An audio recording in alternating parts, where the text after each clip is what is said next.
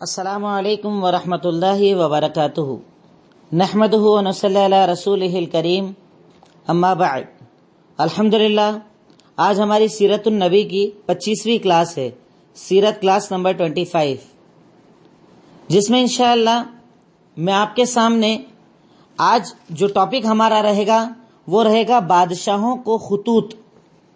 اللہ کے نبی نے جو لیٹرز لکھے تھے بادشاہوں کو، وہ میں انشاءاللہ آج آپ کے سامنے ذکر کروں گا۔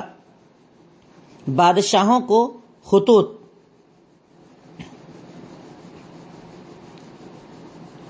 دیکھیے، جیسے میں نے آپ کو وہاں پر ابتدا کے اندر بتایا، اس سے پہلے بھی کل میں نے آپ کے سامنے ذکر کیا تھا کہ اللہ کے نبی صلی اللہ علیہ وسلم نے صلح حدیبیہ کے ذریعے اپنے سب سے بڑے دشمن کو خاموش کر دیا تھا۔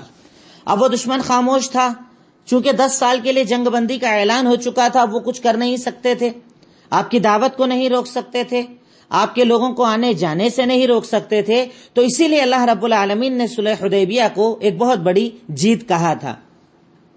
اس جیت کی وجہ سے سب سے بڑا دشمن آپ کا قریش خاموش ہو گیا۔ قریش کے خاموش ہونے سے آپ کا دوسرا دشمن جو قبیلہ غطفان والے لوگ، یعنی اعراب جن کو کہا جاتا ہے، غطفان قبیلے کے لوگ تھے، وہ بھی خاموش ہو گئے کہ اب قریشی خاموش ہیں تو ہمیں بھی خاموش رہنا پڑے گا۔ تیسرے آپ کے دشمن یہودی، جن کے تینوں قبیلے اب مدینہ سے نکالے جا چکے تھے، بنو قینقاع، بنو نذیر اور بنو قریظہ، تینوں کو نکال کر باہر کر دیا گیا تھا، آپ ان سے بھی فری ہو گئے۔ پر ان لوگوں نے اپنا مسکن، جو اگلا ڈیرا بنایا تھا، وہ خیبر کو بنا لیا تھا۔ یہ سارے لوگ خیبر چلے گئے، ایک ایک کر کے یہودی جتنے بھی بڑے بڑے دشمن تھے، سب لوگوں نے خیبر کو اپنے رہنے کی جگہ بنا لیا۔ آگے میں آپ کے سامنے غزوہ خیبر کا تذکرہ بھی کروں گا۔ اب خیبر میں جا کر ان لوگوں نے جمع ہو گئے۔ اب جمع ہونے کا مطلب یہ تو نہیں تھا نا کہ وہ خاموش رہ جاتے، وہ یہودی تھے، خاموش رہنے والے تو تھے نہیں۔ وہاں رہ کر بھی برابر سازشیں کرنا، آپ کے خلاف پلاننگ بنانا، آپ کو قتل کرنے کی کوششیں کرنا، انہوں نے اپنی سازشوں کے اندر کوئی کمی آنے نہ دی، برابر سازشیں کرتے رہے اللہ کے نبی صلی اللہ علیہ وسلم کے خلاف، آپ کے صحابہ کے خلاف، پر اب تک انہیں کوئی موقع ایسا نہیں ملا کہ آپ کے خلاف کوئی بڑا کام کر سکیں۔ آگے انشاءاللہ آپ کے سامنے تذکرہ آئے گا ان کی حرکت کا، اور اس کے بعد اللہ کے نبی صلی اللہ علیہ وسلم نے جو ان پر غزوہ کیا، غزوہ خیبر، اس کا بھی تذکرہ آئے گا۔ یہاں پر آپ بیسکلی اتنا سمجھیں کہ اب اللہ کے نبی صلی اللہ علیہ وسلم صلح حدیبیہ کے بعد اپنے دشمنوں سے اب ذرا سا سکون میں آ گئے تھے۔ آپ کا سب سے بڑا دشمن قریش خاموش، قبیلہ غطفان خاموش، یہودی خاموش۔ اب اس کے بعد اللہ کے نبی صلی اللہ علیہ وسلم نے اس مرحلے کے اندر، یعنی صلح حدیبیہ کے بعد جب آپ کی زندگی ہے، اس میں 2 مرحلے گزرے۔ پہلا مرحلہ تھا دعوت کا مرحلہ، اور دوسرا مرحلہ تھا جنگوں کا مرحلہ۔ آپ لکھ سکتے ہیں کہ صلح حدیبیہ کے بعد کے مراحل، صلح حدیبیہ کے بعد کے کیا کیا وقت گزرے۔ تو صلح حدیبیہ کے بعد بنیادی آپ نے 2 کام کیے، ایک دعوت و تبلیغ کا کام، دوسرا جنگ۔ ایک تو یعنی آپ نے دعوت کا کام کیا، دوسرا جنگ کا کام کیا۔ یہ 2 کام صلح حدیبیہ کے بعد ہوئے، یہ 2 مرحلوں سے یہ دور گزرا، ایک تو دعوت کا مرحلہ اور ایک جنگ کا مرحلہ۔ اب جب اللہ کے نبی صلی اللہ علیہ وسلم اپنے دشمنوں سے محفوظ ہو گئے، تو آپ نے اپنے مشن کو آگے بڑھایا، جو آپ کا مشن اللہ رب العالمین نے آپ کو عطا کیا تھا، جو میں نے آپ کو پہلے بتایا کہ اللہ کے نبی نے خود ارشاد فرمایا ہے کہ مجھ سے پہلے جتنے بھی انبیاء آتے تھے وہ خاص اپنی قوموں کے لیے آتے تھے، پر اللہ تعالیٰ نے مجھ پر یہ انعام کیا، مجھ پر یہ احسان کیا، یا میری یہ خاصیت رہی کہ اللہ تعالیٰ نے بعثت الی الناس عامہ، اللہ رب العالمین نے مجھے ساری کائنات کے لیے نبی اور رسول بنا کر بھیجا ہے۔ مجھے ذمہ داری دی ہے کہ میرے بعد کوئی نبی آنے والا نہیں، ورنہ ایسا ہوتا تھا نا، میں نے بتایا پہلے کئی انبیاء ایک بار میں ہوتے تھے، ایک ہی دور کے اندر حضرت ابراہیم بھی ہیں، حضرت لوط بھی ہیں، موسیٰ بھی ہیں، ہارون بھی ہیں، داؤد موجود ہے، سلیمان بھی ہیں۔ تو ایسا کئی بار دور آیا کہ ایک وقت میں 2 نبی رہ رہے ہیں۔ اب اس کے علاوہ کئی ایسے انبیاء بھی آئے کہ ایک ایریے کے نبی الگ، ایک ایریے کے نبی الگ، پر ہمارے اور آپ کے نبی کی یہ بہت بڑی خاصیت تھی کہ آپ کو جب اللہ رب العالمین نے مبعوث کیا تو آپ کے بعد نبی اور رسول کا سلسلہ بند کر دیا۔ اب آپ سے لے کر قیامت تک نبی اور رسول آنے والے نہیں، اور جو بھی نبوت کا دعویٰ کرے وہ جھوٹا ہے، مکار ہے، کذاب ہے۔ جیسا کہ قادیانی نے دعویٰ کیا اور کچھ لوگوں نے آپ کے فوراً بعد دعویٰ کیا، یہ سب جھوٹے مکار اور کذاب تھے، کیونکہ آپ کے بعد لا نبی بعدی، میرے بعد کوئی نبی آنے والا نہیں۔ اللہ رب العالمین نے آپ پر نبوت کا سلسلہ ختم کر دیا، تو جب آپ کو اتنا بڑا مقام دیا گیا تو اب آپ کی ذمہ داری تھی ساری دنیا کے اندر اسلام کے پیغام کو عام کرنا۔ اب آپ صلی اللہ علیہ وسلم جب اپنے دشمنوں سے فارغ ہوئے تو آپ اپنے مشن پر لگ گئے۔ اللہ کے نبی صلی اللہ علیہ وسلم نے سن 6 ہجری کے اینڈ میں، سن 6 ہجری کے آخر میں خطوط لکھنا شروع کیے، اور کچھ نے کہا ہے کہ محرم سن 7 ہجری سے یہ کام شروع ہوئے۔ آپ چاہیں تو محرم سن 7 ہجری بھی لکھ سکتے ہیں۔ محرم سن 7 ہجری سے اللہ کے نبی صلی اللہ علیہ وسلم نے خطوط کا سلسلہ شروع کیا۔ اب جب آپ نے خط لکھے تو آپ کو یہ مشورہ دیا گیا کہ اللہ کے نبی صلی اللہ علیہ وسلم جن لوگوں کی طرف آپ خط لکھ کر بھیج رہے ہیں وہ لوگ بنا سیل کے، جو ہمارے یہاں سیل لگائی جاتی نا، ختم سیل، بنا سیل کے لیٹرز کی ان کے یہاں اہمیت نہیں ہوتی ہے، کوئی اہمیت نہیں مانی جاتی ہے۔ تو اگر آپ کوئی لیٹر بھیجیں تو آپ کو ختم تو لگانا ہوگی۔ تو اللہ کے نبی صلی اللہ علیہ وسلم نے ایک چاندی کی انگوٹھی بنائی جس کے اوپر آپ نے لکھوایا، نیچے سے اوپر کی طرف لکھوایا محمد رسول اللہ۔ اگر آپ چاہتے قاعدے سے تو ایسے لکھے جانا تھا، اوپر سے لکھتے محمد رسول اللہ، کیونکہ محمد رسول اللہ بتا رہے ہیں آپ، پر آپ نے کہا نہیں، اللہ کا نام نیچے نہیں آ سکتا، اللہ کا نام اوپر ہونا چاہیے، اس لیے آپ نے اپنے خاتم کو الٹا بنوایا، انگوٹھی کے اوپر لکھوایا محمد، پھر اس کے اوپر رسول، پھر اس کے اوپر اللہ۔ آپ چاہیں تو امیج آپ کو مل جائے گی، یا میں امیج آپ کو ایک بار بھیج دوں گا، ویسے تو آپ لوگوں نے دیکھی ہوگی، اکثر اسلامی کیلنڈر وغیرہ کے اوپر لگی ہوئی ہوتی ہے امیج۔ تو اللہ کے نبی صلی اللہ علیہ وسلم نے ایک خاتم بنائی، ایک انگوٹھی بنائی، انگوٹھی کے اوپر یہ 3 نام لکھے گئے، محمد رسول اللہ۔ اب یہ خاتم جب بن کر ریڈی ہو گئی، اللہ کے نبی صلی اللہ علیہ وسلم نے خطوط کا سلسلہ شروع کروایا، خط لکھنا شروع کروائے۔ سن 7 ہجری محرم سے آپ نے خط بھیجنا شروع کیے۔ سب سے پہلا خط اللہ کے نبی نے جو بھیجا تھا وہ نجاشی کی طرف بھیجا تھا، حبشہ کا بادشاہ نجاشی، حبشہ کا بادشاہ نجاشی، جس کا نام تھا اسحمہ بن ابجر، اسحمہ بن ابجر۔ اب آپ یہاں لائن وائز لکھ لیجئے گا خطوط۔ نمبر 1 نجاشی، نجاشی اس مطلب کہا جاتا تھا بادشاہ کو نجاشی، جو کہ حبشہ کا بادشاہ ہوتا تھا، نجاشی حبشہ کا بادشاہ، اور اس کا نام تھا اسحمہ بن ابجر، یعنی یہ بھی آپ انٹری کی لیجئے گا ساتھ میں، حبشہ کا بادشاہ، یعنی حبشہ میں جو بھی بادشاہ ہوتا تھا نا اسے نجاشی کہا جاتا تھا۔ تو اب اللہ کے نبی صلی اللہ علیہ وسلم نے اس کی طرف ایک لیٹر لکھا، اور لیٹر لکھ کر بھیجا عمرو ابن امیہ رضی اللہ تعالیٰ عنہ کو۔ یہ اللہ کے نبی کے قاصد تھے، رسول تھے، آپ کی طرف سے بھیجے جانے والے لوگ تھے، عمرو ابن امیہ۔ آپ نے عمرو ابن امیہ کو لیٹر دیا اور کہا کہ جاؤ تم یہ لیٹر لے جاؤ اور لے جا کر نجاشی تک پہنچاؤ۔ اب لیٹر جو آپ لکھتے تھے، میں صرف ایک لیٹر پڑھ لوں کیونکہ لیٹر تو سارے ایک جیسے لکھے تھے آپ نے، ایک لیٹر آپ کے ذہن میں رہے گا تو آپ کے لیے آسانی رہے گی انشاءاللہ۔ اللہ کے نبی صلی اللہ علیہ وسلم نے لیٹر لکھا۔ اب لیٹر آپ لکھتے ہیں بسم اللہ الرحمن الرحیم، پہلے آپ نے بسم اللہ لکھا۔ پھر یہاں پر آپ ایک بار غور کر لیجئے گا کہ بسم اللہ لکھنا کتنا ضروری ہے۔ ہمارے یہاں پر لوگ یہ کہتے ہیں کہ بسم اللہ مت لکھو، بے ادبی ہوگی۔ یہاں تو دشمنوں کے پاس خط بھیجے جا رہے ہیں، نہ جانے کتنوں کے پاس خط بھیجے، کسی نے رکھا، کسی نے پھاڑا، کسی نے جلا بھی دیا، پر اللہ کے نبی صلی اللہ علیہ وسلم نے سب پر بسم اللہ لکھوایا کہ اللہ کا نام میں چھوڑ نہیں سکتا، اللہ کا نام آپ نے لکھوایا۔ تو آپ نے لکھوایا بسم اللہ الرحمن الرحیم۔ یہ کتاب ہے محمد رسول اللہ صلی اللہ علیہ وسلم کی طرف سے نجاشی اسحم حبشہ کے بادشاہ کی طرف۔ جیسے آج اپنے یہاں دیکھیے لیٹر لکھے جاتے ہیں نا، اس دور میں وہی لیٹر کا انداز تھا۔ پہلے اپن لکھتے ہیں ٹو، کس کی طرف سے، فرام کس کو دیا جا رہا، وہی انداز اللہ کے نبی کا ہے۔ یہ لیٹر ہے محمد الرسول اللہ کی طرف سے نجاشی حبشہ کے بادشاہ اسحم کی طرف۔ آگے آپ لکھتے ہیں سلام اس پر جو ہدایت کی پیروی کرے،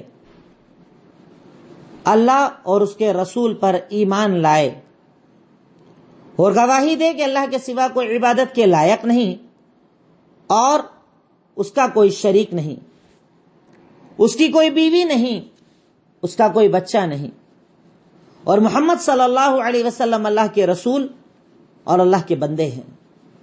میں آپ کو اسلام کی طرف دعوت دیتا ہوں. آپ اسلام کو سمجھیں، اسلام کی اسٹڈی کریں. اگر آپ اسلام کو سمجھ جائیں گے محفوظ ہو جائیں گے. اور اس کے بعد قرآن کی ایک آیت لکھتے ہیں جس میں اللہ تعالیٰ ارشاد فرماتا ہے سورہ آل عمران آیت نمبر 64، یا اہل الکتاب تعالوا الی کلمۃ سواء بیننا وبینکم الا نعبد الا اللہ ولا نشرک به شیئا ولا يتخذ بعضنا بعضا اربابا من دون اللہ. اللہ تعالیٰ ارشاد فرماتا ہے کہ اے اہل کتاب، آؤ اس کلمے کی طرف جو ہم میں اور تم میں ایک ہے، کہ ہم اللہ کی عبادت کریں، اس کے ساتھ شرک نہ کریں، ہم اللہ جیسا کسی کو نہ بنائیں، اللہ کے ساتھ معبود نہ بنائیں، اور اللہ تعالیٰ ایک ہے، اور گواہی دو کہ ہم مسلمان ہیں. ہم نے اللہ تعالیٰ کو ایک مان لیا، اس بات کی گواہی دو. اس کے بعد بھی اگر آپ انکار کرو گے، اگر آپ اسے قبول نہیں کرو گے، تو آپ کے یہاں جتنے بھی نصارہ ہیں ان کا گناہ آپ پر ہوگا. یہ ہوتا ہے دعوت پہنچانے کا انداز، کیونکہ وہاں پر سارے نصارہ تھے، نصرانیت کے ماننے والے تھے. تو اللہ کے نبی صلی اللہ علیہ وسلم نے جو بتانے کا انداز، بولنے کا انداز کہیں کہیں تھوڑا لیٹرس میں چینج ہوا تھا. جیسی دعوت ویسے لوگوں کو ویسا انداز. اب چونکہ یہاں پر لوگ مانتے تھے کہ مریم جو ہے وہ اللہ کے نبی، اللہ رب العالمین کی نعوذ باللہ بیوی ہیں، عیسیٰ علیہ السلام جو ہے نعوذ باللہ اللہ کے بیٹے ہیں، نصارہ کا یہ عقیدہ تھا. تو یہ لیٹر باقاعدہ انہوں نے لکھ کر بھیجا کہ بسم اللہ الرحمن الرحیم، یہ کتاب محمد الرسول اللہ کی طرف سے نجاشی کی طرف، سلام اس پر جو ہدایت کی پیروی کرے، اللہ اور اس کے رسول پر ایمان لائے، گواہی دے کہ اللہ کے سوا کوئی عبادت کے لائق نہیں، اس کا کوئی شریک نہیں، اس کی بیوی نہیں، اس کا بچہ نہیں، اور محمد الرسول اللہ اللہ کے بندے اور اللہ کے رسول ہیں. میں آپ کو اسلام کی طرف دعوت دیتا ہوں اور میں اللہ کا رسول ہوں. اگر مان لو گے محفوظ ہو جاؤ گے. پھر آیت پڑھی اور آیت کے اندر انہیں یہ دعوت دے دی، یعنی کل ملا کر آپ نے کھلی دعوت دے دی کہ اللہ تعالیٰ ایک ہے، اللہ کے سوا کوئی عبادت کے لائق نہیں ہے. اور اگر اس کے بعد بھی نہیں مانو گے تو گناہگار کون ہوگا؟ آپ ہوگے. سارا نصارہ کے گنہگار کون ہوں گے؟ آپ ہوگے. اور بہرکیف اس نے اسلام قبول کر لیا تھا. نجاشی نے اسلام قبول کر لیا تھا، نجاشی نے اسلام کو مان لیا تھا، کیونکہ اس نے باقاعدہ جواب کے اندر ایک لیٹر لکھ کر بھیجا تھا. اس نے باقاعدہ ایک لیٹر دیا تھا. میں لیٹر کو صرف پڑھ کر آپ لوگوں کے سامنے سنا دیتا ہوں. نہ بھی لکھ پائیں، اللہ کے نبی کا لیٹر آپ کو یاد ہو تو آپ کے لیے کافی ہوگا انشاءاللہ. اس نے لکھ کر دیا تھا کہ یہ لیٹر جو لیٹر میں دے رہا ہوں، یا میری طرف سے خط میں آپ کو دے رہا ہوں کہ میں نے آپ کے کلمے کو قبول کر لیا. الفاظ اصل میں الگ الگ ہیں، کئی لوگوں نے الگ الگ الفاظ ذکر کیے ہیں، پر باقاعدہ اس نے تکریم کی، آپ کے رسول یعنی جس کو آپ نے بھیجا تھا عمرو ابن امیہ رضی اللہ تعالیٰ عنہ کی عزت کی، انہیں بہت زیادہ عزتوں سے نوازا. حضرت جعفر جو وہاں پر موجود تھے، میں نے آپ کو پہلے بتایا نا کہ حبشہ کی طرف ہجرت ہوئی تھی، تو جعفر وہیں پر موجود تھے. باقاعدہ 2 کشتیاں بنوائی، 2 کشتیوں کے ذریعے انہیں سفر کروا کے اپنے گھر واپس بھیجا. اور اس کے بعد لیٹر میں لکھا کہ یقیناً جو آپ نے بات کہی ہے حضرت عیسیٰ علیہ السلام اس سے زیادہ کچھ بھی نہیں ہے. یقیناً نہ وہ اللہ کے بیٹے ہیں نہ خدا ہیں، وہ اللہ تعالیٰ کے پیغمبر ہیں، اللہ تعالیٰ نے انہیں بھیجا ہے، اور میں اس بات پر اقرار کرتا ہوں اور اس بات کو تسلیم کرتا ہوں. یعنی انہوں نے، نجاشی نے اسلام کو قبول کر لیا تھا. سن 9 ہجری کے اندر جب نجاشی کا انتقال ہوا تو اللہ کے نبی صلی اللہ علیہ وسلم نے ان کا جنازہ غائبانہ بھی پڑھا تھا. غائبانہ نماز جنازہ پڑھی تھی. جو ہوتی ہے نا کہ اگر کوئی بہت دیندار انسان ہو، دین کے لیے بڑی خدمت ہو، اسی بنیاد پر لوگ جائز قرار دیتے ہیں کہ کسی کی دین کے لیے بہت زیادہ خدمات رہی ہو تو اس کے لیے نماز جنازہ غائبانہ جو پڑھی جاتی ہے، دور سے نماز جنازہ، وہ نماز جنازہ اللہ کے نبی صلی اللہ علیہ وسلم نے نجاشی کی پڑھی تھی. اب میں بہت زیادہ ڈیٹیل میں ہر ایک لیٹر کے اندر نہیں جا رہا ہوں، کیونکہ کچھ لیٹر میں شارٹ میں بھی بتاؤں گا، کچھ ڈیٹیل میں بھی بتاؤں گا. مقصد یہ ہے کہ آپ کے ذہن میں رہنا چاہیے کہ اللہ کے نبی نے خطوط بھیجے تھے، لیٹرز بھیجے تھے الگ الگ بادشاہوں کی طرف، تاکہ آپ کو یہ پتا چلے کہ اسلام کوئی ایک ایسا مذہب نہیں تھا جو صرف مکہ والوں کے لیے تھا، صرف عرب والوں کے لیے تھا. یہ دین عالمی دین تھا، ساری دنیا کے لیے تھا، اور خود اللہ کے نبی نے اپنی موجودگی میں اپنے سامنے ساری دنیا تک اسلام پہنچا دیا تھا. دوسرا لیٹر اللہ کے نبی نے لکھا مقوقس مصر کے بادشاہ کی طرف. مقوقس کہا جاتا تھا مصر کے بادشاہ کو، جو بھی بادشاہ ہوتا تھا اس کو کہا جاتا تھا مقوقس مصر کا بادشاہ، اور اس کا نام تھا جریج بن متا. مقوقس مصر کا بادشاہ، اس کا نام تھا جریج بن متا. اس کی طرف لیٹر لے کر آپ نے بھیجا تھا حاطب بن ابی بلتع رضی اللہ تعالی عنہ کو.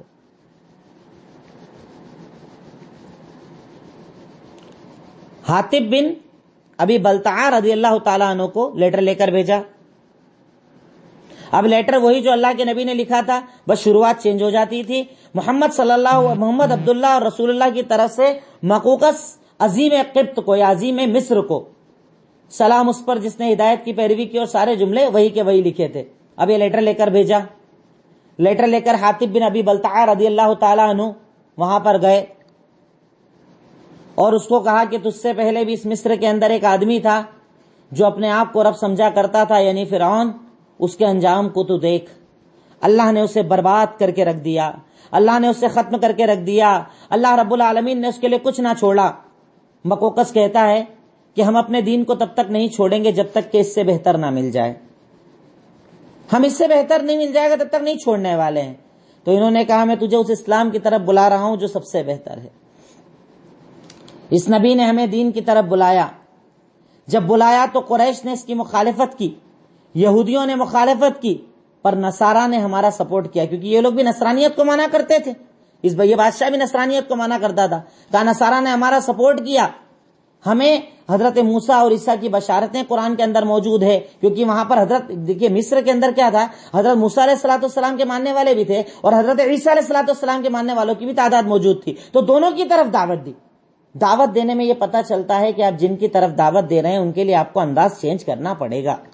جن کو آپ دعوت دے رہے ہیں، جس کو وہ مانتے ہیں، اس کی اسٹڈی آپ کے پاس ہونا چاہیے، تھوڑی بہت معلومات ہونا چاہیے، اس کے بعد دعوت دی جائے. اب دعوت دینے کے بعد جب اسے سمجھایا کہ ہمارے پاس جو کتاب آئی ہے اس میں تورات انجیل کا ذکر موجود ہے، عیسیٰ موسیٰ کا ذکر موجود ہے، یعنی جو دونوں کو ماننے والے تمہارے یہاں موجود ہے نا، تو دونوں کے بارے میں بتا دیا. ہمارے قرآن میں پیشین گوئی موجود ہے، ہمیں عیسیٰ علیہ السلام کا پورا واقعہ بتایا گیا، ہمیں موسیٰ کا پورا واقعہ بتایا گیا، سب کچھ پوری ڈیٹیل سے دعوت دے دی اور یہ بتا دیا کہ بھئی عیسیٰ کے بارے میں بھی اب جانتے ہیں، موسیٰ کے بارے میں بھی اب جانتے ہیں، اور قرآن میں دونوں کی انجیل تورات سب کی ڈیٹیل ہمارے پاس موجود ہے. کہا ٹھیک ہے. اب وہ کہتا ہے ٹھیک ہے، ذرا معاملے کو میں دیکھوں گا، ابھی تو اتنی آسانی سے کام ہوگا نہیں کہ ایک دم تم نے بولا اس کو تسلیم کر لیا جائے. ٹھیک ہے، ابھی ذرا اس کو دیکھیں گے. اب اس کے بعد اس نے ایک لیٹر لکھا جواب کے اندر کہ میں نے آپ کی کتاب کو پڑھ لیا، آپ کے لیٹر کو پڑھ لیا، سمجھ گیا، آپ کی دعوت کو بھی سمجھ گیا اور جانتا ہوں کہ آپ ایک نبی ہو. بس ہمیں یہ لگتا تھا کہ وہ نبی ملک شام سے آئیں گے، پر آپ وہاں سے آئے ہیں، ٹھیک ہے، پر میں نے آپ کی نبوت کا اقرار کر لیا. میں آپ کی طرف 2 لونڈیوں کو بھیج رہا ہوں اور ایک اونٹنی بھیج رہا ہوں. آپ کو گفٹ کیا، مطلب انہوں نے اپنی طرف سے گفٹ کیا، یعنی آپ کی بات تسلیم کر رہا ہے آدمی، تبھی تو لیٹر کے ساتھ گفٹ بھیج رہا ہے آپ کو. تو حاطب بن بلتعہ کے ساتھ انہوں نے 2 لونڈیاں جن کے نام آپ چاہیں تو لکھ لیں، ماریا اور سیرین، اور ایک جانور یا سواری جو دی تھی اس کا نام تھا دلدل. دلدل مطلب باقاعدہ جریج بن متہ نے لیٹر پڑھا، لیٹر کو سمجھا، لیٹر کا اچھے سے جواب دیا، اور میں آپ کی بات کو مان رہا ہوں، آپ کی نبوت کو مان رہا ہوں، بالکل صحیح بات ہے، اور میں آپ کی طرف 2 گفٹ بھیج رہا ہوں. کہا گفٹ کیا کیا ہے؟ تو کہا 2 تو لونڈیاں، ایک کا نام ماریا اور ایک کا نام سیرین، اور ایک جانور جو بھیج رہا ہوں اس کا نام ہے دلدل. اور ماریا آپ جانتے ہیں یہ وہی ماریا قبطیہ ہے جن کو بعض لوگوں نے امہات المومنین میں شمار کیا ہے، اللہ کے نبی کی بیویوں میں شمار کیا ہے، کیونکہ ان سے آپ کے بیٹے ابراہیم پیدا ہوئے تھے. باقی سارے بچے جو آپ کے تھے وہ سارے کے سارے بچے حضرت خدیجہ سے ہوئے تھے. صرف یہ ایک بچہ تھا جو ماریا سے پیدا ہوئے تھے، ماریا قبطیہ سے، ان کا نام ابراہیم تھا. اور جو سیرین تھی وہ آپ نے حسان بن ثابت کو دے دی تھی. سیرین آپ کے پاس نہیں تھی، جو دوسری لونڈی تھی وہ آپ نے حضرت حسان بن ثابت کو دے دی تھی. مطلب انہوں نے لیٹر پڑھا، لیٹر کو سمجھا، لیٹر کی عزت کی، اور عزت کرنے کے ساتھ ساتھ باقاعدہ اللہ کے نبی صلی اللہ علیہ وسلم کے پاس گفٹ بھی بھیجے. کیونکہ دیکھیے پہلے کے دور میں بادشاہوں کے پاس یہ معاملہ ہوا کرتا تھا کہ اگر کہیں کا کوئی پیغامبر آتا، کوئی لے کر آتا، کوئی خبر لینے والا آتا، تو اس وفد کی بڑی عزت کی جاتی تھی، اس ڈیلیگیٹس کی بڑی عزت کی جاتی تھی. اور اگر آپ نے اس کو مار دیا تو جنگ کا گویا کہ آپ نے اعلان کر دیا، اتنی بڑی چیز مانی جاتی تھی. تو اس نے عزت کی، مطلب آپ کی بات کو تسلیم کر رہا ہے، آپ کی بات کو مان رہا ہے. اب اس کے بعد اللہ کے نبی صلی اللہ علیہ وسلم نے تیسرا لیٹر لکھا تھا کسرا، فارس کے بادشاہ کی طرف. کسرا فارس کے بادشاہ کی طرف. اور لیٹر لے کر گئے تھے عبداللہ بن حذافہ. عبداللہ بن حذافہ، عبداللہ بن حذافہ لیٹر لے کر گئے. لیٹر ان کو دیا، جب یہ لیٹر اس نے دیکھا، لیٹر کو پڑھا، اور لیٹر کو دیکھنے کے بعد اس نے غصے میں اس کو پھاڑ دیا. کیا کرتا ہے؟ لیٹر کو غصے میں پھاڑ دیا. اللہ کے نبی صلی اللہ علیہ وسلم کو جب یہ لیٹر کی خبر ملتی ہے تو اللہ کے نبی صلی اللہ علیہ وسلم کہتے ہیں کہ جیسے اس نے اس خط کو پھاڑا ہے، اللہ اس کی پوری حکومت کو بھی پھاڑ دے گا. اب اس نے اپنے ایک عامل کو، یعنی یمن کے اندر اس کا ایک گورنر تھا، کیونکہ فارس کسرا جو بہت بڑی حکومت تھی، فارس بہت بڑی حکومت تھی، یمن اس کے اندر آتا تھا. تو یمن کے اندر جو اس کا ذمہ دار تھا اس کا نام تھا بازان. اس نے کیا کرا؟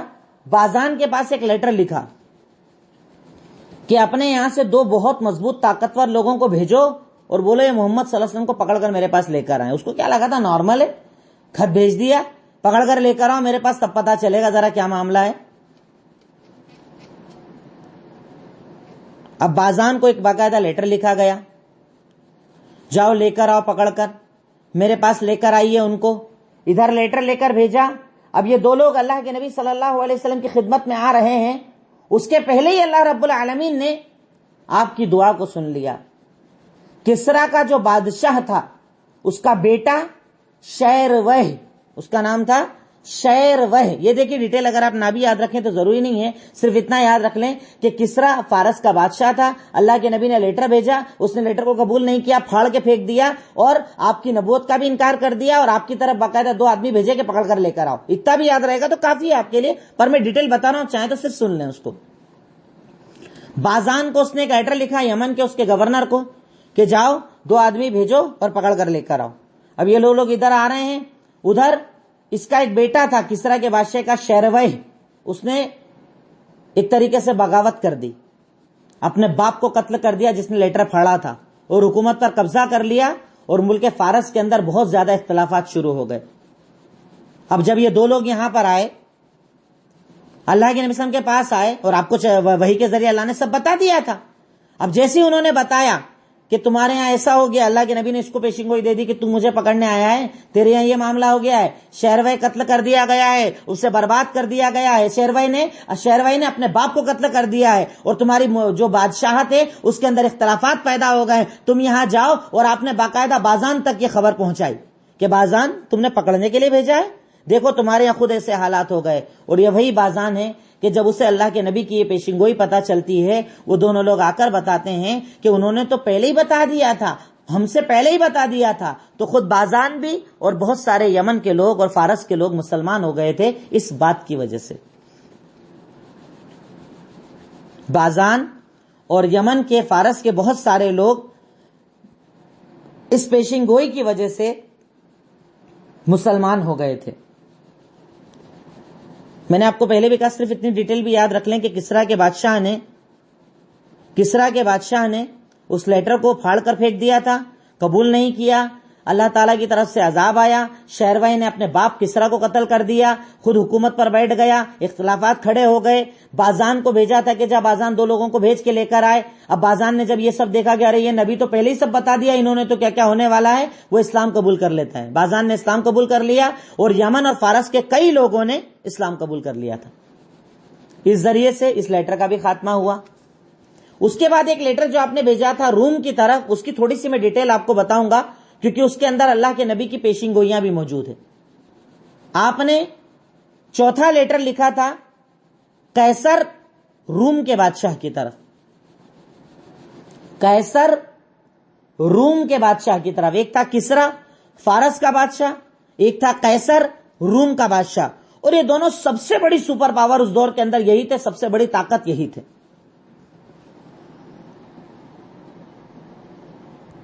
اب ایک لیٹر اس نے لکھا روم کے، اللہ کے نبی صلی اللہ علیہ وسلم نے ایک لیٹر لکھا روم کے بادشاہ کی طرف، جس کا قیصر جس کو کہا جاتا تھا. اور لیٹر لے کر گئے دحیہ کلبی رضی اللہ تعالیٰ عنہ. دحیہ بن خلیفہ کلبی، دحیہ کلبی کے نام سے مشہور ہیں. اگر کبھی آپ پوچھیں گے اللہ کے نبی کے لیٹر لے جانے والے کون، تو مشہور نام آپ کو یہی سنائی دے گا، دحیہ کلبی، کیونکہ اکثر آپ کے خطوط یہی لے کر جایا کرتے تھے. دحیہ کلبی رضی اللہ تعالی عنہ. اب یہ باقاعدہ لیٹر لے کر گئے قیصر روم کے بادشاہ کی طرف. اب روم کے بادشاہ کی طرف جب یہ لیٹر گیا، اس نے لیٹر دیکھا، پتا چلا کہ ارے یار قریش کا ایک بہت بڑا قافلہ اپنے یہاں تجارت کے لیے آیا ہوا ہے، یہیں پر موجود ہے ابھی وہ. اب لیٹر لے کر دہیا کل بھی گئے، ان کا لیٹر لے لیا، پڑھ لیا اور بولے ابھی ٹھیک ہے آپ آرام کرو. اور ابو سفیان وہاں پر اس وقت موجود تھے، قافلہ لے کر گئے تھے. ابو سفیان تجارت کی غرض سے وہاں پر گئے ہوئے تھے. کہا ان سب کو پکڑ کر لاؤ جو قریشی لوگ آئے ہوئے، مکہ والے ہیں، ان سب کو لے کر آؤ میری محفل میں. کہا ٹھیک ہے. اب ابو سفیان کا منہ کروایا اپنی طرف اور باقی جو لوگ تھے ان کا منہ کروا دیا ان کے پیٹ کی طرف، کہ پیٹ کی طرف منہ کرو. ٹھیک ہے، اب کچھ بات چیت کی جائے گی. ہرقل نام تھا اس بادشاہ کا، ہرقل نام تھا اس بادشاہ کا، جو روم کا قیصر تھا، یعنی روم کا ذمہ دار تھا، اس کا نام تھا ہرقل. اب ہرقل کو جب یہ لیٹر دیا گیا، لیٹر دیکھ لیا، دہیا کلبی کو بھیج دیا، ابو سفیان کو بلوایا کہ ارے یہ اس کے علاقے کے لوگ ہیں نا جنہوں نے لیٹر بھیجا ہے، ذرا بلاؤ. تو ان سب کو بلایا گیا. کہا میں تجھ سے کچھ سوال کروں گا، جواب سچ دینا، جھوٹ مت بولنا. کہا ٹھیک ہے کیجئے سوال. کیا سوال کرنا؟ باقاعدہ محفل لگی ہوئی ہے بادشاہ کی، چاروں طرف وزیر بیٹھے ہوئے ہیں. اب یہاں پر سوال جواب کا سیشن چل رہا ہے، سوال کیے جا رہے ہیں اور جواب سچ دینا ہے، جھوٹ نہیں بولنا ہے. کیونکہ پہلے سارے جو ان کے ساتھی تھے ان کو الٹا بٹھا دیا تھا کہ جھوٹ سچ ہوئے گی تو بالکل کلیئر وہیں پہ کروا لیا جائے گا، سب کلیئر ہو جائے گا. کہا ٹھیک ہے صاحب بولو کیا بولنا ہے، سوال پوچھو. کہا یہ جو تمہارے یہاں نبوت کا دعویٰ کر رہے ہیں سب سے زیادہ قریب کس کے ہیں، یہ سب سے زیادہ قریب نسب والا کون ہے؟ تو ابو سفیان نے بولا میں ہی ہوں سب سے قریب نسب والا. بولا اچھا ٹھیک ہے اب تمہیں سے بات چیت ہوگی. کہا بولو سوال کرو. قریب بٹھا لیا. آپ بولے سوال کرو. اب میں تجھ سے کچھ سوال کروں گا اور سوال جواب صحیح دینا، غلط مت کرنا. ابو سفیان بولتے ہیں کہ اللہ کی قسم اگر مجھے یہ ڈر یا شرم نہ ہوتا کہ میرا جھوٹ پکڑا جائے گا تو میں جھوٹ بول دیتا، سچ نہیں بولتا. مطلب اس کے سوالات کا سچا جواب تو نہیں دیتا میں، اور مجھے ڈر تھا کہ اگر جھوٹ بولوں گا پکڑ لیا جاؤں گا تو اور مسئلہ کھڑا ہو جائے گا. ابھی اسی کی بادشاہت میں بیٹھا ہوں، ذرا سے میں قتل کر دیا جاؤں گا. اب باقاعدہ سوالات شروع ہو رہے ہیں. اب میں آپ کو یہاں پر بتا رہا تھا چوتھا لیٹر جو اللہ کے نبی نے بھیجا تھا قیصر روم کے بادشاہ کو قیصر کہا جاتا تھا، ہرقل اس کا نام تھا، وہاں بھیجا. بولا چلو ٹھیک ہے تمہارے باتوں کا جواب دیا جائے گا. بٹھا لیا ابو سفیان کو. ابو سفیان بولے کہ اللہ کی قسم اگر شرم اور ڈر نہیں ہوتا تو میں سچ بولتا ہی نہیں، جھوٹی بول دیتا. پر اب وہ معاملہ تھا ایسا کہ پکڑ لیا جاؤں گا تو اور مسئلہ کھڑا ہو جائے گا. اب یہاں پر سوال جواب ہو رہے ہیں. ان کا نسب کیسا ہے تمہارے درمیان؟ نسب کے اعتبار سے وہ کیسے ہیں؟ ابو سفیان نے بولا سب سے اچھے نسب والے ہیں، ان جیسا نسب کسی کا ہی نہیں، یعنی خاندان کسی کا ہی نہیں. مشہور خاندان، خدمت گزار خاندان، نامی گرامی خاندان، کوئی ایسے نارمل خاندان والے نہیں. ٹھیک ہے. یہ جو بات انہوں نے کہی ہے ان سے پہلے کسی نے کہی؟ مطلب ان سے پہلے بھی کوئی ایسا گزرا ہے کہنے والا؟ کیا نہیں، کسی نے ایسی بات نہیں کہی. اچھا ان کے باپ داداؤں میں کوئی بادشاہ گزرا ہے کیا؟ بولا نہیں، کوئی بادشاہ بھی نہیں گزرا ہے. اچھا ان کی پیروی کون لوگ کر رہے ہیں؟ کمزور لوگ کر رہے ہیں یا پیسے والے کر رہے ہیں؟ کون لوگ ان کو زیادہ مانتے ہیں؟ کہا سارے غریب لوگ، کمزور لوگ، تھکے ہوئے لوگ، جو بالکل ہمارے یہاں کے بڑے لوگ تو مان نہیں رہے، زیادہ کمزور لوگ مان رہے ہیں. اچھا بڑھ رہے ہیں یا گھٹ رہے ہیں؟ ان کی تعداد بڑھ رہی ہے یا گھٹ رہی ہے؟ کہا تعداد تو بڑھتی چلے جا رہی ہے، بڑھتی چلے جا رہی ہے تعداد. کہا ٹھیک ہے. اچھا ایک بات بتائیے، جب ان کی طرف کوئی چلے جاتا ہے تو کیا کوئی ناراض ہو کے ریٹرن آ جاتا ہے کہ ارے نہیں اچھا انسان نہیں ہے، ایسا کیا میرے ساتھ تو ویسا کر دیا؟ کیا کوئی جانے کے بعد ناراض ہو کر آتا ہے؟ کہا بولا نہیں، ایک بار جو چلے گیا وہ تو کوئی آتا ہوتا نہیں ہے، ریٹرن کوئی نہیں آتا ان کے پاس سے. اچھا کبھی غداری کی انہوں نے؟ غداری کی؟ کبھی ایسا ہوا ہے کہ کوئی وعدہ کیا ہو غداری کر دی ہو، کوئی عہد و پیمان کر دیا ہو غداری کر دی ہو؟ تو کہا نہیں کبھی غداری تو نہیں کی، اور ابھی بھی ہمارا ایک معاہدہ چل ہی رہا ہے ان کے ساتھ. صلح حدیبیہ نہیں ہوئی تھی؟ کہا ایک معاہدہ ہمارا چل ہی رہا ہے. اچھا تمہارا جب قتال ہوا، آپس میں جنگ ہوئی آپس میں، تو جیتتا کون ہے؟ جنگ میں کون جیتتا ہے؟ تو کہا جنگ تو برابری کی ابھی تک ہوئی ہے. ایک بار وہ جیت جاتے ہیں، ایک بار ہم جیت جاتے ہیں، برابری چل رہی ہے بس، کبھی ہمارے لوگ مارے جاتے ہیں، کبھی ان کے لوگ مارے جاتے ہیں. کہا ٹھیک ہے. اچھا حکم کیا دیتے ہیں تم کو وہ؟ مطلب کیا ہے ان کا کہنا، کیا ہے، کیا ڈیمانڈ کیا کر رہے ہیں تم سے وہ؟ تو کہا ڈیمانڈ کیا، ڈیمانڈ بس اتنا کر رہے ہیں، ایک اللہ کی عبادت کرو، اس کے ساتھ کسی کو شریک مت کرو. تمہارے باپ دادا جو بت پرستی کر رہے ہیں اسے چھوڑ دو. اب اللہ کے نبی کی دعوت بتا رہے ہیں کہ دعوت کیا دیتے ہیں. بھئی دعوت کیا دیتے ہیں؟ کہا دعوت یہ دیتے ہیں کہ اللہ تعالیٰ کی عبادت کرو، اس کے سوا کوئی عبادت کے لائق نہیں، اکیلا ہے، اس کا کوئی شریک نہیں. تمہارے باپ دادا جو بت پرستی کر رہے ہیں اس کو چھوڑ دو، اور نماز کا حکم دیتے ہیں، سچائی کا حکم دیتے ہیں، پاک دامنی کا حکم دیتے ہیں، رشتہ داری نبھانے کا حکم دیتے ہیں. نماز کا حکم دیتے ہیں، سچائی کا حکم دیتے ہیں، پاک دامنی کا حکم دیتے ہیں، اور رشتہ داری جوڑنے کا حکم دیتے ہیں. اب جب ساری بات ہو گئی، بیچ میں میڈیٹر تھا کیونکہ لینگویج دونوں کی الگ الگ تھی، تو بیچ میں میڈیٹر بیٹھا تھا جو دونوں کی زبان جانتا ہے. اب باقاعدہ سیشن چل رہا ہے، سارے سوال پوچھے جا رہے ہیں، یہ یس، یہ یس، یہ یس، سارے سوال ہو گئے. اب جب سارے جواب دیے جا چکے، اب ہرقل بادشاہ کیا بول رہا ہے وہ سنیے گا. ہرقل بادشاہ کہتا ہے اس سے پہلے جتنے بھی نبی آئے وہ ہمیشہ اچھے نسب میں بھیجے جاتے ہیں، اچھے خاندان میں بھیجے جاتے ہیں. وہ ایسی بات بولتے ہیں جو ان سے پہلے کسی نے بولی نہیں ہوتی ہے، یعنی اللہ کی طرف سے بولتے ہیں. اگر وہ بادشاہ ان کے خاندان میں کوئی ہوتا تو یہ اعتراض کیا جا سکتا تھا کہ بھئی بادشاہت کی ڈیمانڈ کی وجہ سے کر رہے ہوں گے، پر ایسا بھی نہیں ہے. ہر دور میں نبیوں کی پیروی کرنے والے غریب اور چھوٹے ہی لوگ ہوتے ہیں. تعداد ان کی بڑھتی چلے جاتی ہے، گھٹتی نہیں ہے. ایک بار جو ان کا ہو جائے وہ ان سے دور نہیں جاتا. نبی کبھی غداری نہیں کرتے، نبی کا عمل غداری والا نہیں ہوتا. اور جو دعوت تم نے بتائی وہی دعوت حضرت موسیٰ، حضرت عیسیٰ اور سارے انبیاء کرام کی دعوت ہے. اس کے بعد اس کا ارادہ تھا، یعنی کل ملا کے اسی لیے اکثر لوگوں نے کہا کہ ہرقل نے اسلام قبول کر لیا تھا کہ اس نے ارادہ کر لیا تھا لیٹر لکھنے کا. اس نے ارادہ کر لیا تھا کہ ہم پوری قوم مسلمان ہو رہے ہیں، پر اس کے جو وزیر، اس کے آس پاس والے ہیں، انہوں نے اتنی آواز بلند کرنا شروع کر دی، اس کی بات مانو گے، پتہ نہیں کون ہے، کہاں سے آئے ہیں، ارے نبی تو ہمارے اندر سے آنا چاہیے تھا، کیوں مان رہے ہو؟ تو وہ خاموش ہو گیا. حکومت کے ڈر سے، حکومت کے ڈر سے وہ خاموش ہو گیا، ورنہ ہرقل دل سے مسلمان ہو چکا تھا. یہ اس بات کی دلیل تھی، کیونکہ دیکھیے اکثر آدمی جو مرتا ہے نا وہ ساتھ والوں کی وجہ سے ہی مرتا ہے. سمجھ میں پورا آ رہا ہے، دین بھی سمجھ میں آ رہا ہے، قبول بھی کر لیا ہے، اچھا بھی لگ رہا ہے، اور ان کی بات بہت اچھی ہے تو قرآن حدیث کی بات کرتے ہیں، کوئی غلط بات نہیں کرتے، پر میرے دوست کیا بولیں گے، میرے ابا دادا کیا بولیں گے، میرے تعلقات والے کیا بولیں گے، رشتہ دار ناراض ہو جائیں گے، چکر میں آدمی دین چھوڑ دیتا ہے. ہرقل کے ساتھ بھی یہی ہوا. ظاہر نہیں کر سکا، کیوں؟ اتنی آواز بلند ہوئی، اتنے لوگ بولنے لگے کہ وہ خاموش ہو گیا. پر حضرت ابو سفیان رضی اللہ تعالیٰ عنہ کے جو اسلام دل میں اترا تھا اسی دن اترا تھا. وہ بولے ارے تو اپن تو نارمل سمجھ رہے ہیں، یہ تو اللہ کے نبی کا معاملہ تو بہت اونچا ہے.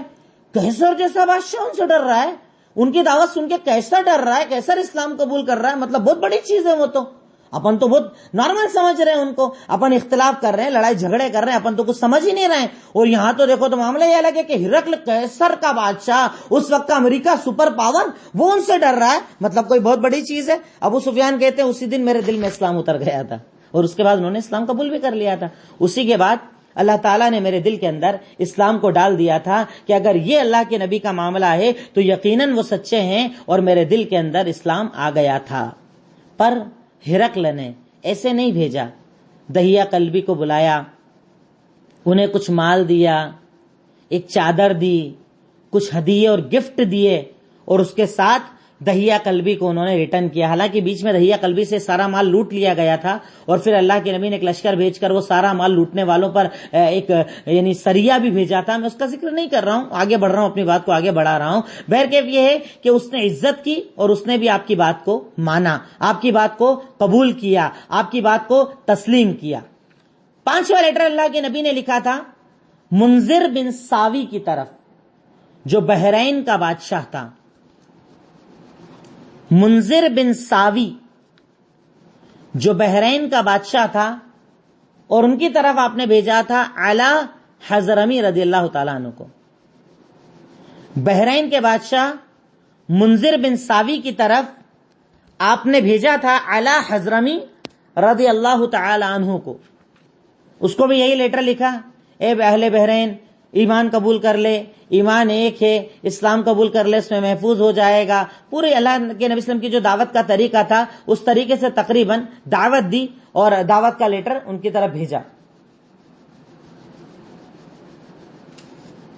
پر اس میں بھی بعض احادیث، بعض کتابوں کے اندر ذکر آتا ہے کہ منذر بن ساوی نے بھی اسلام قبول کر لیا تھا، اور جو لوگ وہاں موجود تھے کچھ لوگوں نے بھی اسلام قبول کر لیا تھا.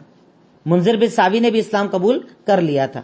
دیکھیے بڑے بڑے بادشاہ ہیں، بڑی بڑی ریاستیں اور حکومتیں لے کر بیٹھے ہیں، اور اللہ کے نبی صلی اللہ علیہ وسلم کے ایک لیٹر پر قبول کر رہے ہیں. مطلب ان کے دل کے اندر یہ بات موجود تھی، پرانی کتابوں میں پیشنگوئیاں موجود تھی، کیونکہ وہاں پر بھی یہودی موجود تھے، مجوسی موجود تھے، نصرانی موجود تھے، اور وہ سب جانتے تھے، پیشنگوئیاں پتہ تھی، تو اس نے بھی اسلام قبول کر لیا. اصل تو وہ یہودیوں اور مجوسیوں کی جگہ تھی، تو ان لوگوں نے اسلام قبول کر لیا. اعلی حضرمی کے ذریعے جو یہ لیٹر گیا تو منذر بن ساوی نے اس کو قبول کر لیا.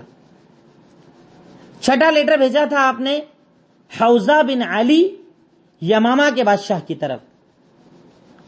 حوزہ بن علی یمامہ کے بادشاہ کی طرف آپ نے لیٹر لکھا. لیٹر لے کر گئے سلیط بن عمر رضی اللہ تعالی عنہ.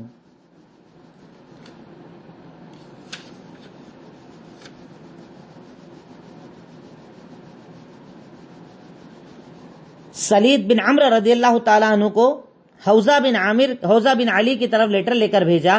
لیٹر لے کر گئے، وہی دعوت، وہی چیزیں جو بتائی اللہ کے نبی نے، وہ دعوتیں بتائیں. اس کے بعد اللہ کے نبی صلی اللہ علیہ وسلم کی طرف اس نے بھی لیٹر لکھا کہ تمہاری دعوت بہت اچھی ہے، تم بہت اچھی دعوت دے رہے ہو، میں تمہاری دعوت کو سمجھ رہا ہوں، ایکسپٹ کر رہا ہوں، پر تھوڑا سا وقت مانگ رہا ہوں، تھوڑا وقت چاہیے، ایک دم تو یہ نہیں کہ ڈائریکٹ میں قبول کر لوں، تھوڑا وقت چاہیے. انہوں نے بھی اللہ کے نبی کے پیغامبر کو، اللہ کے نبی کے رسول کو، اللہ کے نبی کے لیٹر لے جانے والے کی عزت کی، انہیں بہت سارے ہدیے اور تحفے دیے، اور اس کے بعد وہاں سے بھیجا. اب اس کے بعد اللہ کے نبی صلی اللہ علیہ وسلم نے ایک لیٹر لکھا تھا دمشق کے بادشاہ کی طرف، جس کا نام تھا حارث بن ابی شمر. حارث، لیٹر نمبر 7، حارث بن ابی شمر. 7ویں نمبر پر حارث بن ابی شمر دمشق کا بادشاہ، ان کی طرف لیٹر لے کر گئے تھے شجاع بن وہب رضی اللہ تعالی عنہ.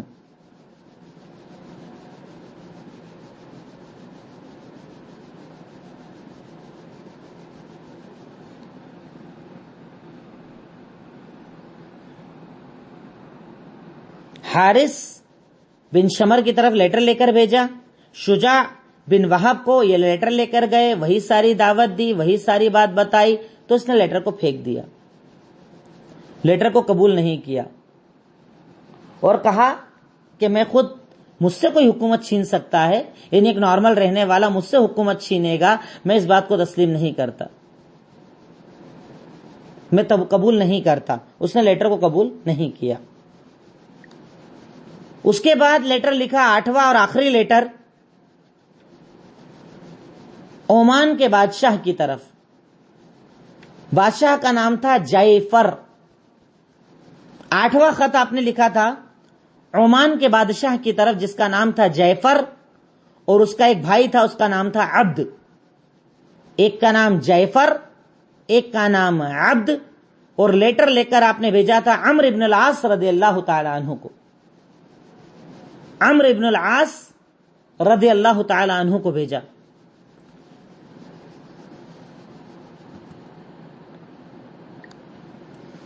اب یہ لیٹر لے کر عمرو بن العاص رضی اللہ تعالیٰ عنہ گئے. پہلے عبد سے ان کی ملاقات ہوئی، یعنی چھوٹے والے بھائی سے پہلے ملاقات ہوئی، سب کچھ بتایا، دعوت دی، دین کے بارے میں بتایا، اللہ تعالیٰ ایک ہے، اس کے سوا کوئی عبادت کے لائق نہیں، سب کچھ ہے. تو اس کے دل کے اندر بات اتر گئی، اس نے بات کو سمجھ لیا، بات کو قبول کیا. اس نے کہا کہ اس کے بعد اپن اس نے مطلب کئی بادشاہوں کے بارے میں بھی پوچھا تھا، ڈیٹیل لمبی آپ چاہیں تو رحیق المختوم کے اندر پڑھ سکتے ہیں. اس نے کچھ بادشاہوں کے بارے میں بھی پوچھا کہ تم لیٹر لے کے یہاں یہاں گئے تو کیا رسپانس آیا. انہوں نے رسپانس بتایا کہ نجاشی نے تو اسلام قبول کر لیا ہے، ہرقل نے بھی سمجھ لیا ہے، یہ ساری باتیں بتائی. بولے اتنے بڑے بڑے بادشاہوں نے سمجھ لیا؟ بولے ہاں سمجھ لیا ہے. پھر اس کے بعد انہوں نے یہ لیٹر اپنے بھائی جعفر کے پاس لے کر گئے، مطلب ساتھ میں ان کو بھی لیا، عمرو بن عاص کو، اور جعفر کے پاس گئے. جعفر بھی بڑا نرم دل انسان تھا، اس نے بھی لیٹر کو دیکھا. لیٹر کو دیکھنے کے بعد ان کی کچھ بات چیت ہوتی ہے، بات چیت کے بعد یہ لوگ بھی اسلام کو سمجھ لیتے ہیں اور اللہ کے نبی کی دعوت کو قبول کر لیتے ہیں. اس ذریعے سے اللہ کے نبی صلی اللہ علیہ وسلم نے اپنی دعوت، جو اسلام کی ایک عالمی دعوت تھی، اسلام جو ایک عالمی مذہب ہے، اسلام جس کی دعوت کے لیے ہم کہتے ہیں کہ اسلام ساری دنیا کے اندر پھیلنے والا کلمہ ہے، وہ کلمہ کہ جس کے بارے میں اس دور کے اندر، اب آپ وہ جملہ یاد کیجئے گا کہ جب اللہ کے نبی صلی اللہ علیہ وسلم مکہ کے اندر عبادت کرتے تھے، لوگ انہیں روکنے جاتے تھے، تو کفار مکہ کے ایک انسان نے جو جملہ کہا تھا نا کہ انہ لا یعلو ولا یعلی علیہ، کہ یہ جو کلمہ مکہ کے اس دور میں جب اکیلے آپ تھے، کچھ آپ کے ساتھی تھے، ڈر کا زمانہ، خوف کا زمانہ، اس دور میں سننے کے بعد قرآن ایک آدمی نے کہا تھا کہ یہ جو کلام محمد الرسول اللہ پڑھ رہے ہیں یہ اوپر جائے گا نیچے نہیں آئے گا، یہ اوپر جائے گا، بہت اوپر جائے گا، اور یہ نیچے آنے والا نہیں ہے. اس کو عزت ملنے والی ہے، اس کو بلندی ملنے والی ہے، یہ نیچے آنے والا نہیں ہے. یہ اللہ کے نبی صلی اللہ علیہ وسلم کی دعوت کے عالمی دعوت ہونے کی دلیل تھا کہ اللہ کے نبی صلی اللہ علیہ وسلم کی دعوت عالمی دعوت ہے، آپ کی دعوت پھیلنے والی ہے، آپ کی دعوت کو کوئی روک نہیں سکتا، آپ کے لائے ہوئے دین کو کوئی روک نہیں سکتا. اور یہ دلیل تھی اس بات کی کہ دین منزل من اللہ ہے، اللہ کی طرف سے نازل کیا ہوا دین ہے. کیونکہ اگر انسانی ہوتا تو اتنا آگے نہ بڑھتا، بڑے بڑے بادشاہ کو اللہ تعالیٰ آپ کے آگے نہ جھکاتا، بڑے بڑے بادشاہوں کو اللہ تعالیٰ توحید کے آگے نہ جھکاتا. ان سب کا جھکنا اس بات کی دلیل تھا کہ اللہ رب العالمین کی طرف سے یہ دین نازل کیا گیا تھا، اللہ رب العالمین نے اس دین کو نازل کیا تھا، یہ اللہ رب العالمین کی طرف سے نازل کیا گیا تھا. اب میں نے خطوط صرف آپ کو بتائیں، ان کی تاریخیں نہیں بتائیں، کیونکہ لیٹر لکھنا سن 6 ہجری سے چالو ہوئے تھے اور 10 ہجری تک اس کے جوابات آتے رہتے، نہیں کنٹینیو سلسلہ چلتا رہا تھا. ایسا نہیں کہ ایک ہی بار میں ایک مہینے میں سارے لیٹر چلے گئے تھے، سفر ہوتا تھا، لمبا لمبا سفر ہوتا تھا، جانے کا وقت، آنے کا وقت، بہت ساری چیزیں ہوتی تھی. تو میں نے صرف آپ کو کچھ خطوط بتا دیے، 8 بڑے بڑے جو اس وقت کے بادشاہ تھے ان کے خط بتا دیے، تاکہ آپ کے ذہن میں یہ بات رہے کہ اللہ کے نبی کے دور کے اندر ہی دعوت دنیا کے اندر پھیلنا شروع ہو گئی تھی، الگ الگ ملکوں میں دعوت پھیلنا شروع ہو گئی تھی. آپ اپنے قاصدین کو الگ الگ جگہ دعوت لے کر بھیجا کرتے تھے، یہ آپ کا طریقہ تھا، یہ آپ کی دعوت کا انداز تھا. اب اس کے بعد آپ کے سامنے آئے گا غزوہ خیبر کا تذکرہ، پر اس کے پہلے ایک چھوٹا سا غزوہ تھا. میں چاہتا ہوں اس کا نام اور ڈیٹیل ہلکی سی آپ لکھ لیں، تاکہ کبھی کہیں بات آئے تو آپ کے ذہن میں رہے کہ ہاں ہم نے یہ غزوے کے بارے میں بھی سنا ہے. اس غزوے کا نام تھا غزوۃ الغابہ، غزوۃ الغابہ، اور ایک نام تھا غزوہ ذی قرد. 2 نام سے غزوہ مشہور تھا، چھوٹا سا غزوہ ہے، غزوہ غابہ یا غزوہ ذی قرد. سن 6 ہجری کے اندر یہ غزوہ ہوا تھا، آخر میں بالکل جب لیٹر لکھنا شروع کیے تھے تبھی کا یہ غزوہ تھا. اور اس کے بعد ایک بہت بڑا غزوہ ہے جو آپ کے سامنے کل ذکر آئے گا انشاءاللہ، غزوہ خیبر، جو یہودیوں کے خلاف غزوہ ہوا تھا. غزوہ ذی قرد یا غزوہ غابہ، اللہ کے نبی صلی اللہ علیہ وسلم کی کچھ اونٹنیاں تھیں، اونٹنیاں لے کر آپ نے اپنے غلام رباح کو بھیجا تھا. رباح ان کا نام تھا، اور ان کے ساتھ گئے تھے سلمہ بن اقوا رضی اللہ تعالی عنہ، بہت بڑے صحابی گزرے ہیں، یہ بھی جرنیل، شجاعت، بہادری جن کے اندر کوٹ کوٹ کے بھری ہوئی تھی. اللہ کے نبی نے اپنے غلام رباح کو بھیجا، ان کے ساتھ سلمہ بن اقوا رضی اللہ تعالی عنہ کو بھیجا. یہ ابو طلحہ کا گھوڑا لے کر گئے تھے، ابو طلحہ کا گھوڑا تھا، اس پر بیٹھے ہوئے تھے اور لے کر گئے تھے اللہ کے نبی کے اس ریوڑ کی حفاظت کے لیے. اب یہ جاتے ہیں، اونٹوں کو چراتے ہیں، چراتے چراتے ان پر ایک آدمی جس کا نام تھا عبد الرحمن الفزاری حملہ کر دیتا ہے، اونٹوں کو لے جاتا ہے، اونٹ چرانے والوں کو مار ڈالتا ہے. اونٹ چرانے والے اور بھی لوگ رہے ہوں گے، مار دیتا ہے ان کو، اونٹ چرانے والوں کو مار دیتا ہے، اونٹ لے جاتا ہے. تو سلمہ بن اقوا اپنے گھوڑے سے اترتے ہیں، بولے میں ان کا پیچھا کرنے جا رہا ہوں، رباح جو غلام تھے اللہ کے نبی کے ربا، وہ بچ گئے تھے. کہا میں جا رہا ہوں، تو یہ ابھی تو اللہ کا گھوڑا لے اور جا اللہ کے نبی کو فٹافٹ خبر دے کہ اس ابو عبد الرحمن فزاری نے ہم پر حملہ کر دیا ہے، جلدی سے جا کر خبر دے. کہا ٹھیک ہے. سلمہ بن اکوا کہتے ہیں کہ میں پیدل ہی ان کے پیچھے لگ گیا، ساتھ میں تیر تھا، کمان تھی، تلوار تھی، لے کر پیدل ہی ان کے پیچھے لگ گیا. اور ادھر ربا کو میں نے بھیج دیا گھوڑا لے کر، ابو طلحہ کی جاؤ جلدی جلدی جا کر خبر دو اللہ کے نبی کو کہ حملہ ہو گیا. اب ربا جو اللہ کے نبی کے غلام تھے مدینہ کے قریب پہنچتے ہیں اور دور سے چلانا شروع کر دیتے ہیں، یا صباحا یا صباحا، حملہ ہو گیا حملہ ہو گیا. اور ادھر سلمہ بن اکوا کہہ رہے ہیں کہ میں اکیلے ہی بھاگ رہا ہوں ان کے پیچھے، اکیلے بھگا رہا ہوں سب کو، تلوار مار رہا ہوں، تیر مار رہا ہوں، بھگاتا چلا جا رہا ہوں بھگاتا چلا جا رہا ہوں. اور جہاں پر بھی یہ حالت ہوئی کہ میں نے ان کو اتنی زوردار طریقے سے بھگایا، اکیلے سلمہ بن اکوا اور پورے قافلے کو بھگا رہے ہیں اور وہ اتنے ڈر رہے ہیں کہ ان کے آگے آگے بھاگ رہے ہیں. وہ کہتے ہیں کہ جہاں جہاں وہ اپنی تلوار اپنے ہتھیار پھینک رہے تھے ڈر کے مارے، وہاں میں ایک ایک پتھر گراتا جا رہا تھا تاکہ میرے پیچھے اللہ کے نبی جب آئے تو ان کو پورا رستہ مل جائے کہ میں کس طرف گیا ہوا ہوں. پتھر گراتے جا رہا تھا، رستہ بناتا جا رہا تھا. جگہ جگہ ان لوگوں نے اپنی تلوار پھینک دی، اپنے خنجر پھینک دیے، اپنا سامان پھینک دیا. بولے میں ان کے پیچھے بھاگتے بھاگتے کافی دور تک آ گیا، ان کو دوڑاتا چلا گیا، ان کو بہت زیادہ پیاسا میں نے کر دیا. اب اللہ کے نبی صلی اللہ علیہ وسلم چونکہ پیچھے سے آ ہی گئے تھے، وہ بھی وہاں تک پہنچ گئے. سلمہ بن اکوا نے کہا اللہ کے نبی میں اور آگے جانا چاہتا ہوں، ان کو اور دوڑانا چاہتا ہوں، اور یہ جو پیاسے نا میں ان کو پانی نہیں پینے دوں گا.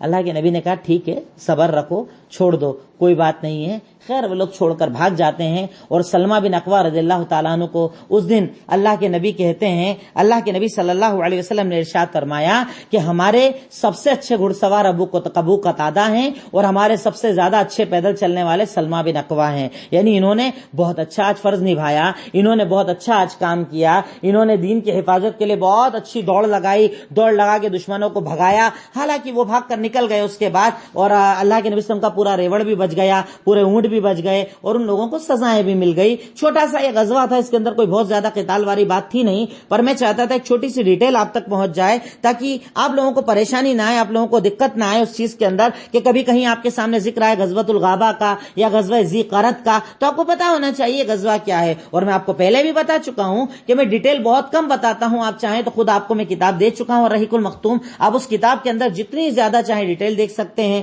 اس کے بعد تاریخ اسلام نام کی ایک کتاب ہے، آپ وہ دیکھ سکتے ہیں، اور بھی کتابیں اللہ کے نبی کی سیرت پر موجود ہے. پر اتنی ڈیٹیل بھی اگر آپ نے یاد رکھ لی جتنی میں بتا رہا ہوں تو انشاءاللہ یہ آپ کی زندگی کے لیے کافی ہو جائے گی.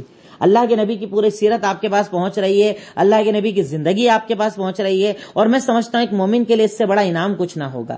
ایک مومن کے لیے اس سے بڑا کیا انعام ہوگا کہ وہ اپنے محبوب کو جان جائے، اپنے محبوب کی پوری زندگی کو جان جائے، اپنے محبوب کے چھوٹے بڑے مرحلوں کو جان جائے، اپنے محبوب کی زندگی کے واقعات کو جان جائے. یہی تو محبوب سے محبت ہے نا بھائی. آپ جس کو اپنا محبوب بناتے ہیں اس کی ڈیٹیل آپ کو پتا ہوتی ہے کہ نہیں؟ اپنی محبوب کی ہر بات ہمیں پتا ہوتی ہے. کھانے کا انداز کیا پسند ہے کیا ناپسند ہے، کپڑے کا کلر کون سا پسند ہے، چلنے کا انداز کیا ہے، گاڑی کون سی پسند ہے، ہوٹل کون سی پسند ہے، کیسے پتا ہوتی نا ساری ڈیٹیل. پر ہمارے لیے ہمارا محبوب کون؟ محمد الرسول اللہ صلی اللہ علیہ وسلم. وہ محبوب جنہیں اللہ تعالیٰ نے ہمارا محبوب بنایا ہے، وہ محبوب جو اس ساری کائنات کے محبوب ہیں، وہ محبوب جو جنات کے محبوب، وہ محبوب کہ پتھر اور جھاڑ جن کو سلام کیا کرتے تھے، اس محبوب کی زندگی اگر ہمیں پتہ نہ ہو تو کہاں ہم نے آپ سے محبت کی، کہاں ہم نے آپ کو وہ مقام اور وہ مرتبہ دیا جو اللہ رب العالمین چاہتا ہے کہ ہم آپ کو دیں. تو اس لیے ضروری ہے کہ ہم آپ صلی اللہ علیہ وسلم کی زندگی کو پڑھیں، سمجھیں، سیکھیں اور اسے آگے بڑھائیں. صرف اسی مقصد سے سارا کام چل رہا ہے.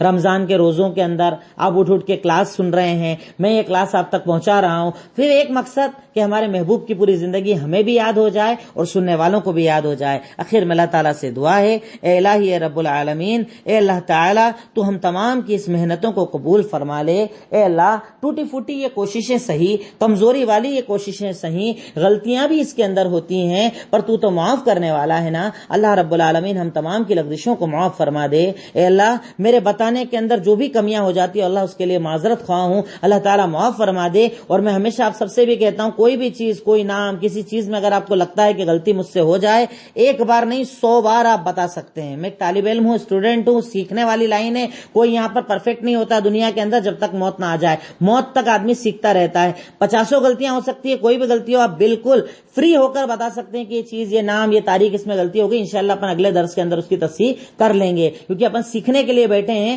کوئی بھی یہاں پر پرفیکٹ نہیں ہے۔ اللہ رب العالمین جو باتیں میں یہاں پر کہتا ہوں تمام باتوں پر کہنے کے ساتھ مجھے اور سننے کے ساتھ آپ سب کو عمل کی توفیق عطا فرمائے۔ السلام علیکم ورحمۃ اللہ وبرکاتہ۔